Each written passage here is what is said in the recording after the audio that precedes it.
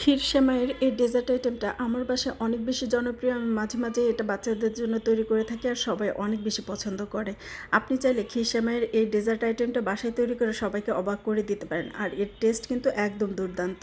তো ক্ষীর সেমাই বানানোর জন্য প্রথমে এখানে 1 মুঠো চিনি গুঁড়ো চাল ভিজিয়ে রেখেছিলাম, সেটাকে খুব ভালোভাবে ব্লেন্ড করে নিয়েছি। আর চুলায় একটা প্যান বসিয়ে দিয়েছি, কিশমিশ আর কাঠবাদাম ভেজে নিয়েছি। চুলার আঁচটাকে মিডিয়াম লো হিটে ভেজে নিতে হবে। কিশমিশটা যখন ফুলে ফেপে একদম টইটুম্বুর, এগুলোকে সাইড করে নিতে হবে। তো এখন কিন্তু সেই তেলের মাঝে 1 প্যাকেটের মতন লাচ্ছা সেমাই ভেজে নেব। আপনি চাইলে ঘিটাও ব্যবহার করতে পারেন, সেক্ষেত্রে কিন্তু আরও ভালো রেজাল্ট পাবেন। তো এখন কিন্তু 2-3 টেবিল চামচের মতন চিনি আর 3 টেবিল চামচের মতন পাউডার মিল্ক দিয়ে খুব ভালোভাবে ভেজে নিতে হবে। আর চুলার আঁচটাকে লো হিটে রেখেই কিন্তু সেমাইটাকে ভেজে নিতে হবে। তো সেমাইটা ভাজা হয়ে গিয়েছে, এটাকে আমি সাইড করে নিয়েছি। আর 1 লিটারের মতন দুধ বসিয়ে দিয়েছি চুলাতে। তো গরম মশলা অ্যাড করে দিয়েছি আর 1 চিমটি লবণ দিয়েছি সুইটটাকে ব্যালেন্স করার জন্য, আর স্বাদ মতো চিনি দিয়ে দিয়েছি।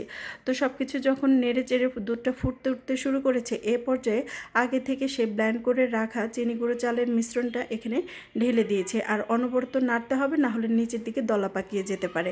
তো অন্যদিকে আমি 1-2 টেবিল চামচের মতন কাস্টার্ড পাউডার গুলিয়ে রেখেছিলাম, সেটাকে এ পর্যায়ে ঢেলে দিব।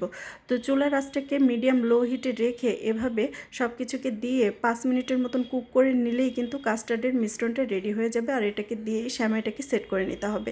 তো এই কাস্টার্ডের মিশ্রণটাকে এখন ফ্রিজে নর্মাল চেম্বারে রেখে ঠান্ডা করে নিতে হবে। আর সেমাইটা যে বাটিতে সেট করব সেখানে অর্ধেক সেমাই ছড়িয়ে দিয়েছি, আর কাস্টার্ডের মিশ্রণটা এর উপর ঢেলে দিতে হবে।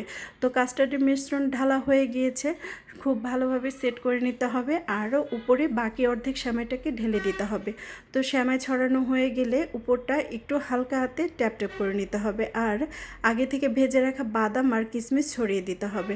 আর খুব সুন্দর একটা লোভনীয় কালার চলে এসেছে, আর এটার ফ্লেভার কিন্তু অসাধারণ হয়ে থাকে। আর এই কাস্টার্ড সেমাই যাকে একবার খাওয়াবেন সে কিন্তু বারবার খেতে যাবে, একবার খেলে বারবার খেতে মন চায়। তো এই সেমাইটার টেস্ট কিন্তু খুবই দুর্দান্ত হয়ে থাকে। আর এই সেমাইটা ফ্রিজে রেখে বেশ 2-3 দিনের মতন খেয়ে নেওয়া যায়। তো এখন কিন্তু কেটে শেয়ার করছি। তো দেখতেই পাচ্ছেন কতটা সুন্দর একটা কালার চলে এসেছে। উপরটা হয় ক্রিস্পি আর ভেতরটা হয় জুসি। তো আশা করছি রেসিপি ভালো লেগেছে। চাইলে পেজ ফলো দিয়ে রাখতে পারেন, চাইলে ইউটিউব থেকেও দেখে নিতে পারেন।